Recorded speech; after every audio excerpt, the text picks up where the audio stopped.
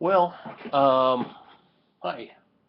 It's been a while since I've done a session, and the reason being is I just I was just fumbling over this cloud structure, trying to get it all ready and figure out the patterning on it and figure out the colors, and it took so much meditation. I mean, it was like 30 hours of staring for every half hour of painting, and slowly but surely it came along, and it wasn't, I just couldn't find any reference on the internet.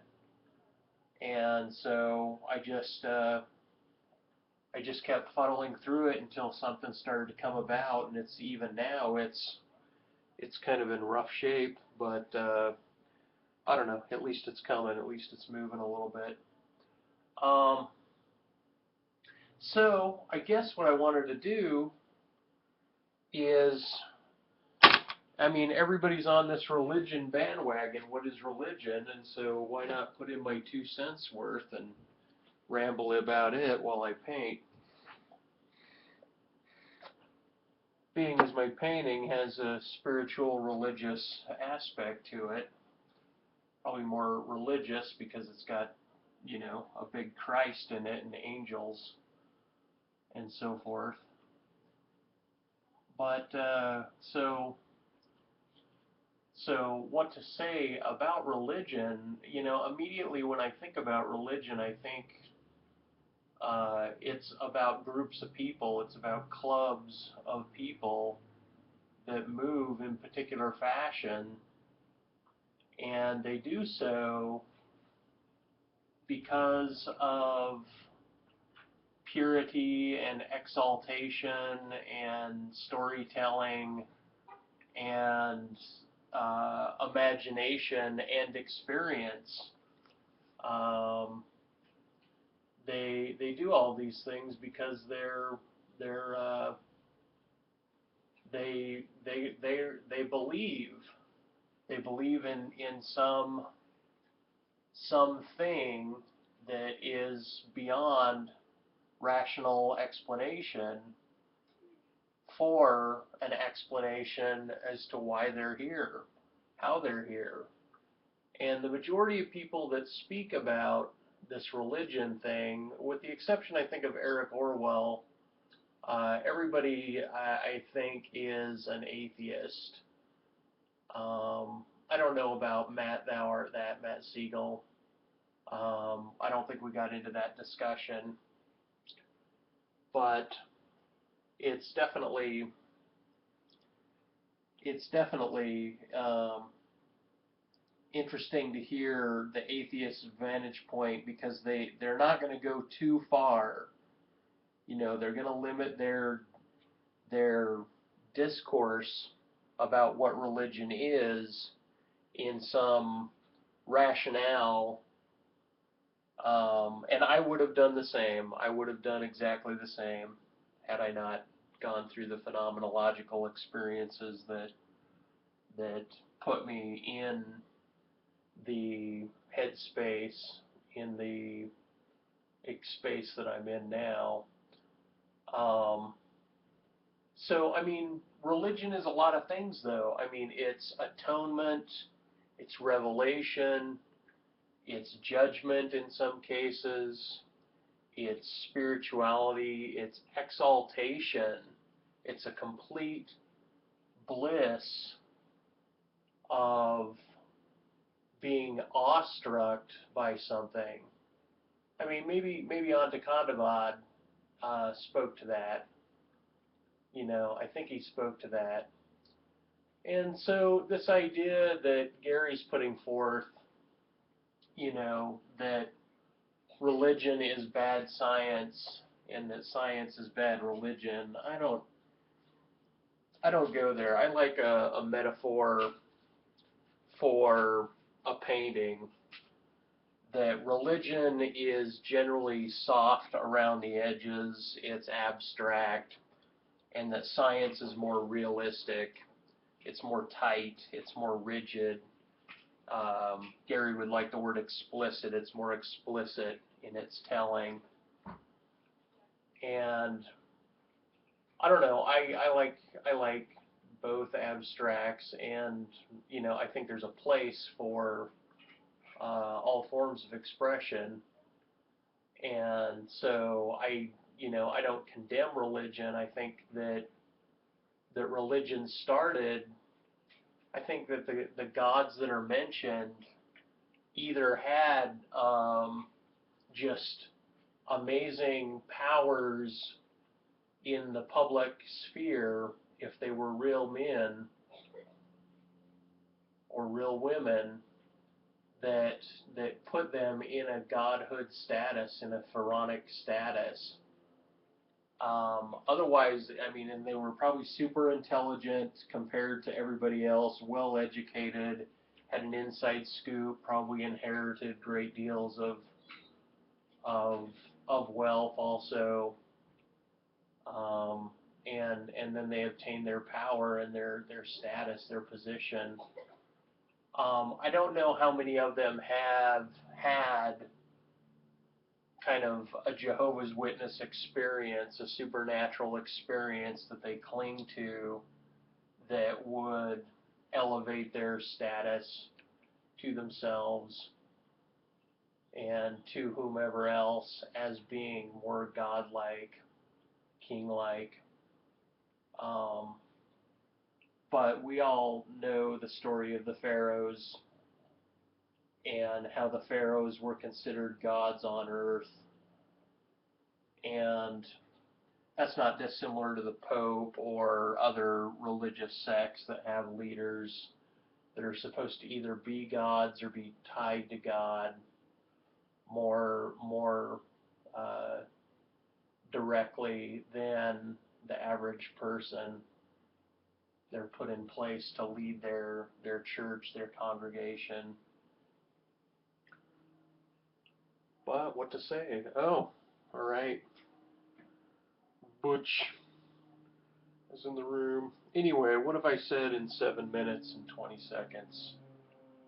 Um, yeah, as far as like, to me, to speak about religion without speaking about spirituality is a type of containment that I'm contained in my discussion. Um, but I do ultimately think religion is groups of people meandering and carrying on the same litanies in litanious fashion to one another about about the goings on of their universe, about how they experience it. And I think that goes without saying. I think that's not speaking anything definite about it, but the difference between spirituality and religion is where kind of religion coats over the human experience and speaks of love via charity and speaks of family units and procreation in terms of the Bible. And in Buddhist sects, apparently there's some Buddhist sect that says, go have a child with a woman and leave that woman, let her raise the child, and you become a monk. And so it's not in denial of childbirth.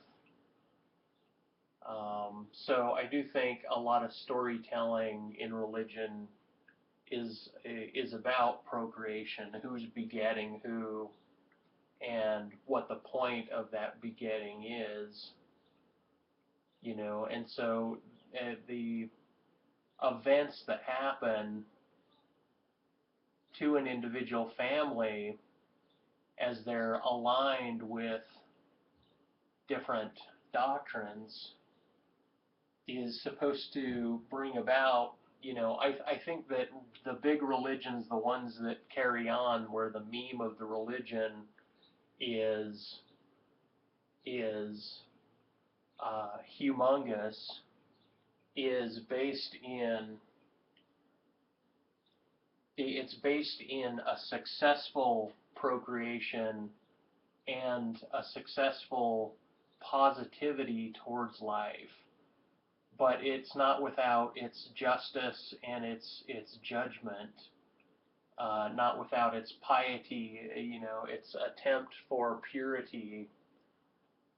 Um, it seems as if religions all have a decree about how to live, and some of them base that on purity in kind of the Islamic sense, where other ones base it on not being judged, or sets uh, of of behavior, moral conduct, ethical conduct,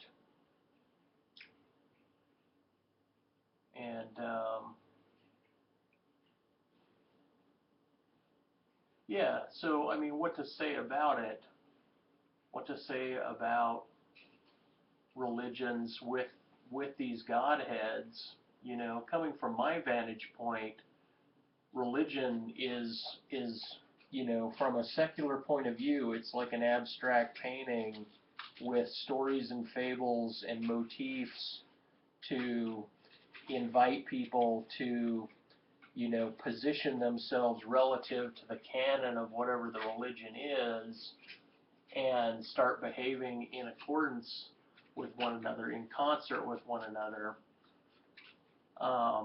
and that this concert is brings about the sense of community, the gravity of community, and this gravity in community is what a lot of people attempt to obtain in religion, and that's how I think religion's different than spirituality. It's definitely a communal association, one's relationship with one's neighbor, one's relationship with law structures.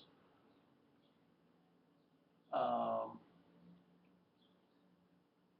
and I think it's also, on a non-secular, more spiritual point of view, it's based on one's psychological reaction, one's experiential happenings, meditative practices. I'm speaking for the people that I don't think have had super radical experiences, so it's meditative practices, it's psychological practices, it's uh, boning up. All right, broken narcissist. It's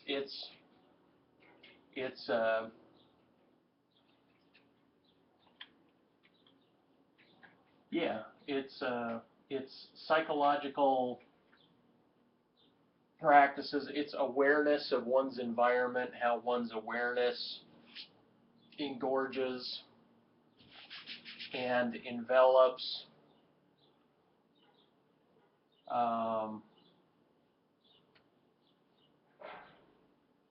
I mean, what to even speaking about what it means to engorge one's meditative practices to bring about greater awareness. For me, spirituality is something of a meditative, lucid dreaming while awake. It's kind of a level, a subcurrent that's going on beneath everything that goes beyond uh, demonstrative control. It goes outside of the controllability, um, and you become aware of events, kind of like Carl Jung might talk about an interior practice that has an exterior response, and there's a psychological name for it, which I don't know, but I found that expression to be akin to what it is I think spiritual meditation is like. Um, vanities, self knowledge, the ego, how it is you conceive yourself,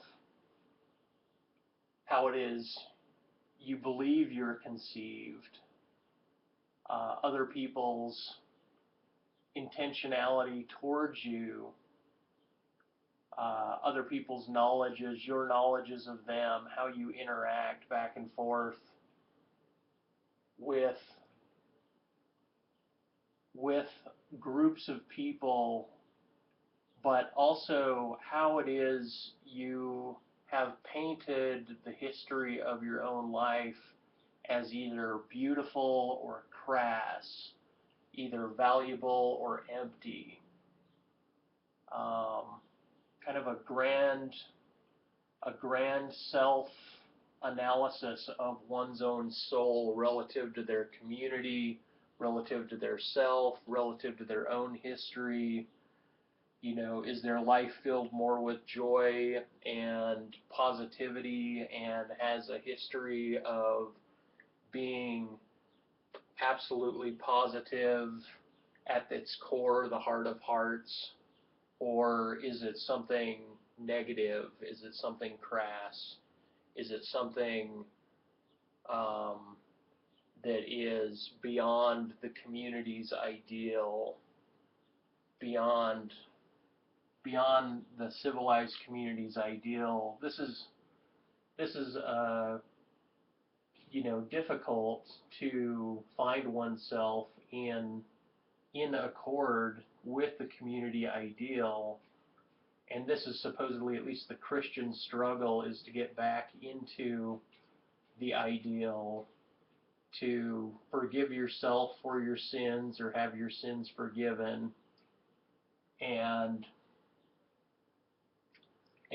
carry on, hit the mark, don't sin anymore, aim towards the ideal, become the ideal. And when you become the ideal communally, you also need to know it interpersonally. And so I believe this is where, Buddhist meditation, Hindi meditation, uh, whatever that religion's ideal is, a coming to oneself, or a coming closer to one's God or Godhead, is endemic of a type of exactitude, and a type of achievement, and this is where exaltation comes from. This moment when there's complete letting go of everything you believe, but believing everything you've let go of, and and finding a universe reacting to the individual and coming back to roost and make proclamation on the individual from the individual. And this is my idea of where the religious judgment day comes from, is when you've excluded everything of yourself, but you don't deny anything that you've excluded. You just don't adhere to it any longer. And then it ultimately comes back as a voice to oneself, as a clear, like a totality of one's being that echoes back to the being and has a narrative, and that narrative is either, yea, I am in love with the life that I have, or nay, my central thema is rotten to the core, at the core. It's not worth anything and should therefore be discarded as a universal waste, that my presence on the planet is a waste, where the Eastern philosophies, I believe, take that ascension, these Hindi God processes that one elevates oneself through to find the other gods, these stepping stones of self, and they move through these different evaluations, these different wars, meditations, gifts, treasures, charities, loves, intersection, all these gods of all these different emotive and communal processes are all so substantial that you move up through them, but you could even get to the Buddhist, a non-belief in a higher power, so everything is a psychological self-reaction, and your idea is to handle that and war against war when war is afoot, both spiritually, meaning actually in your life as a warring monk, but it's also for all psychological, internal, physiological notions of how to live and be relative to oneself. So there's this idea of everything echoing back to the self, but it's also an achievement of leaving the ego, where one becomes primarily communal as opposed to ego based. And so Anton brought up this idea of, are we primarily communal or are we individual? And I believe he would argue that we're more communal. And as a child is born and they hear and bounce off the echoes of the voice of their parent's head in repetitive fashions in order to listen and speak and mutter and babble and achieve the language of their parents, they are brought into the community of their parents, and they're hence brought into the community and the history of all of those language speakers. And so, you speak about the organism, an organism that has the potential to speak language, or just this self-buffed up speciesism that we have of, oh, we're so great because we can speak language. But you start with this infant organism that doesn't speak language but has the capacity to do so, and so any language that is brought to it, it's able to absorb it and become it and achieve it. And so the question is, are you firstly the organism as an individual organism that's part of the planet, part of the whole, part of that community, part of that ecology and that ecosystem? Do you put your focus there, or do you start with the focus of the ecology and move to the organism, start with the language and move to the acquisition of the language? And so to me, this is a matter of psychological focus, or just, not, I shouldn't say psychological focus, but considerable focus. Where does your consideration lie when you think about whether or not you're more, your primacy is more communal? And part of deconstructive processes, taking multiples and grounding them into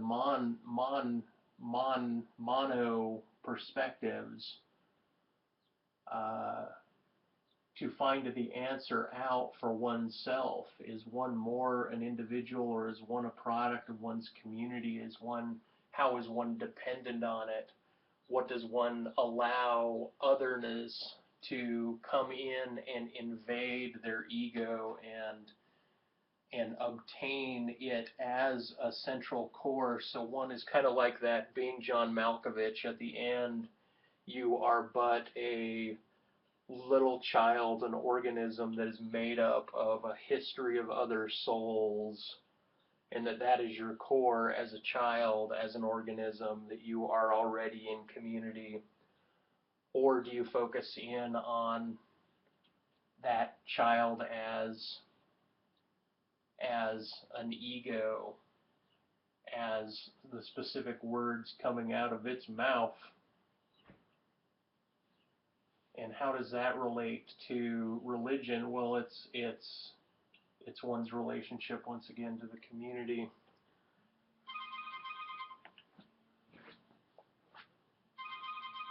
Oh, I can't take that call.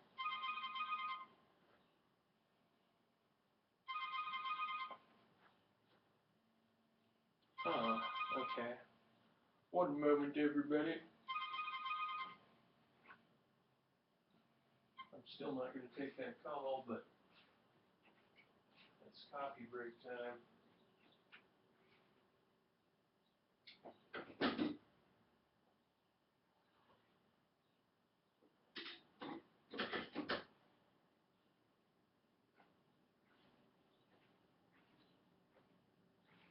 So religion is kind of coming into a sense of community and organization, and one can leave the community and move into other communities, but one never leaves unless you're a complete pariah. You know, you've been raised by wolves, and even then, I imagine you'd have a wolf community, but one always seems to have a language about them, so you're always in the community of language speakers.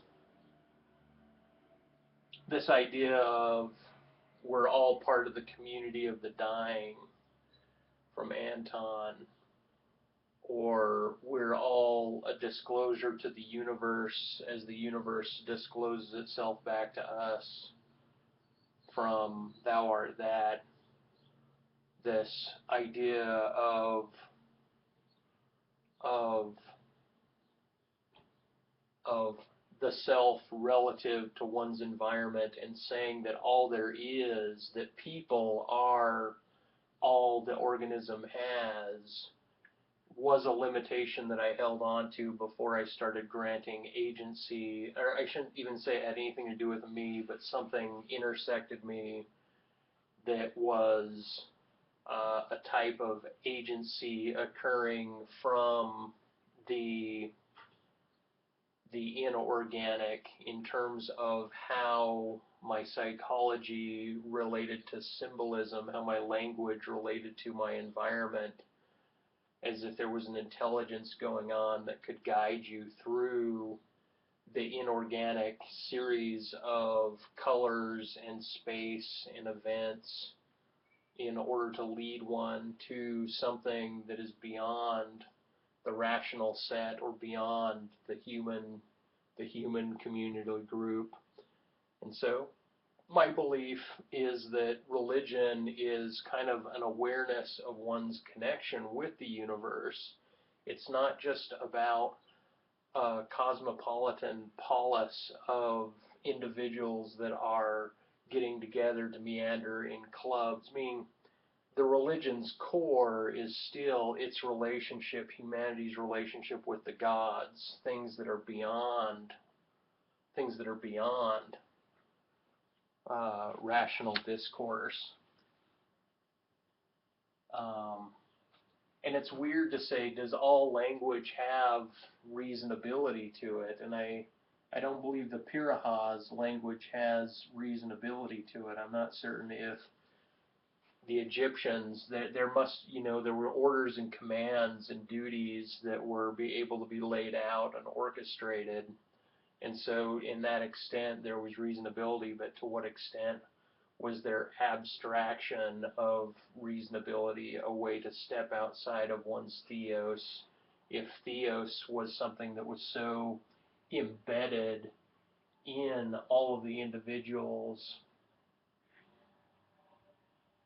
if theos was so embedded in all of the individuals since birth, and that it was monastic and tribal, but it was such a large tribe, the civilization, only ever warred against people that had a contrary theos. And then Akhenaten moving the multitudes of gods into a singularity of God, a single Godhead and associating that Godhead with the Son, one's relationship to prayer and the sun, to the solar system, that which is outside of the human sect, that which is outside of the earth, that which grants life and heat and so forth, seems like uh, a highly important move in history to move from different gods that do anything that relates to the psychologies of the individual members, relates to specific spiritual movements or thoughts, and is a God that envelops all of that, becomes everything all at once. The like pantheism or polytheism seem as if I don't know what to say about the difference between monotheistic beliefs and polytheistic beliefs, because I'm a polytheist, but I'm also I'm also singular. I'm egalitarian and yet I'm hierarchical. There's drifts of each of these ideas that come to mind. I my rationability, my reasonability is atheistic, and hence I draw lines and limitations and barriers away from the other things, and yet I open those limits and become awed at the ambiguity or the non-knowledge, the phenomenological, experiential connection with the universe as a whole, the universe as an agent. My Theos opens up, and I come to have a belief in things that I believe the ancients, the Illuminati, the illuminated ones, came to understand. I think my intersection with things, my synchronic environment, I have to lay out my synchronic environment as meaningful at a particular synchronic time, and yet by disclosing that, it becomes diachronic. It becomes layered in time with a past tense. And so I'm both synchronic and diachronic with my occasions of interaction, my self-explanation, my being a verb form as opposed to a noun form, looking at the synchronic events as a noun, as a static happening that have a particular meaning, and then being aware of my verbose form through time. That's the diachronic movement, and so allowing both of those, an extracurricular meaning, a rational secular meaning, and then an imbuement and intuiting a flush with other symbols or concurrences of my mind. What's going on in my mind when I hear certain things or see certain things, and can I blend them together? Can I match them? Can I fold them on top of each other instantaneously? Is there a transparency of consciousness going on that allows for a consideration of greater occurrences. You know, even my spirituality is limited to the point where I feel like I'm a pet inside of a cage, and there's forces that come by periodically and just interact with me, and it has very little to do, in a way, with what it is I'm doing in my cage. But other times I think, no, it's related specifically to what you do in your cage, to what you do in your head. You know, are you in a prayerful position, or are you in an angry position? You know, it's almost like, do the gods really interact more so with those in yogas and meditations, or those in prayer modes, or in those in active modes, in those in crass modes, or not? And it seems as if there's an obvious history of civility that comes along with spirituality, but there's also a complete acceptance of all things negative, all things negative, all things crass, all things rotten, a love of those things that civility hates, that one also has to absorb that into their process of not necessarily practice, but allowance.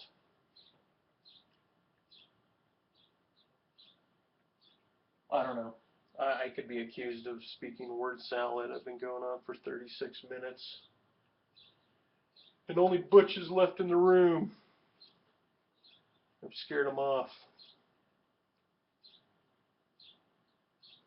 Yep. Well, how have I been? I think maybe I should end the video on my religious rant if I go on to how I've been.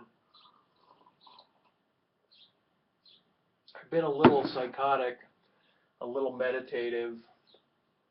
I've allowed my environment to bring me into weird mental frames, weird sets of thinking that seem to encourage the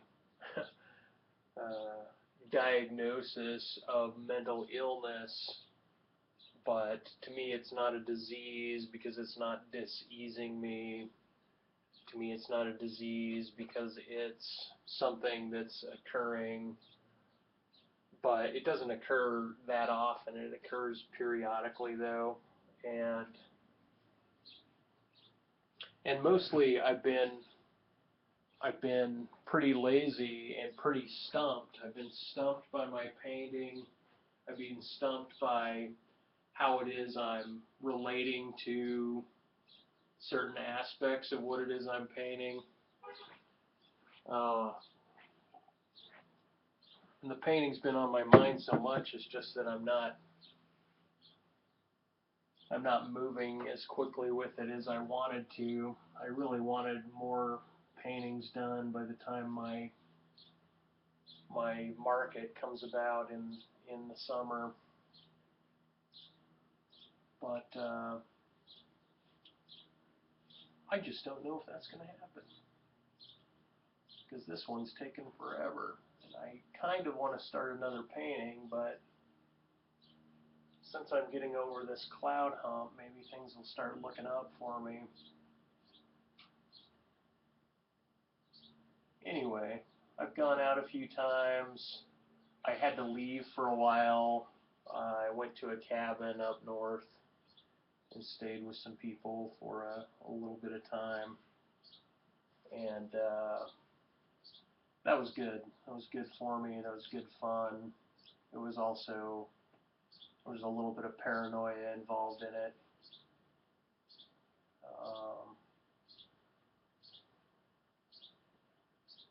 But overall, it was substantial, and I liked it. I liked it quite a bit. Yeah, I know how you feel. I need something to do and have no clue what it is. yeah, I mean, I kind of like painting to me is just kind of this cathartic exercise of meditation. I meditate on each painting and I work through it, and it feels like something that I'm self-projecting as to something that has to be done.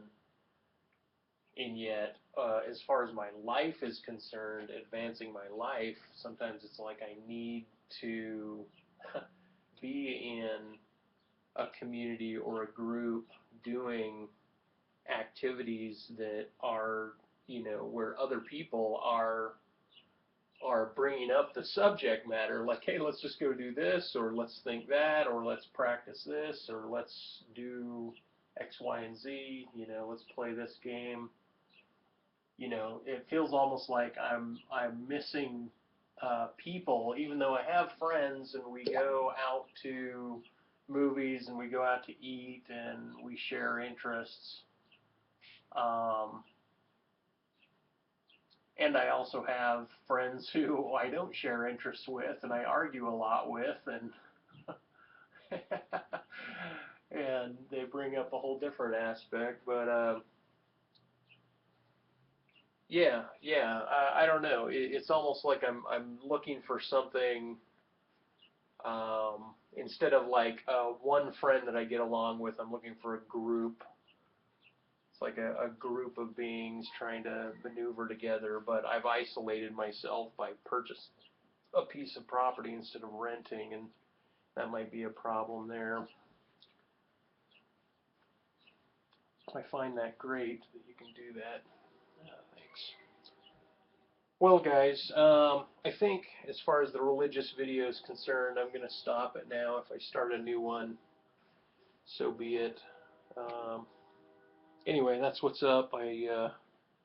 Forgive me for not being on for so long. Um, as you can see, the clouds are, um, they're not as poofy. They're more like little cotton balls,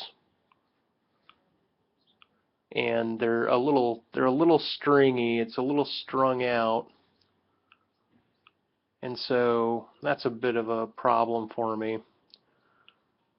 Um, I don't know. I don't know. I'm just deathly terrified of how these clouds are coming about.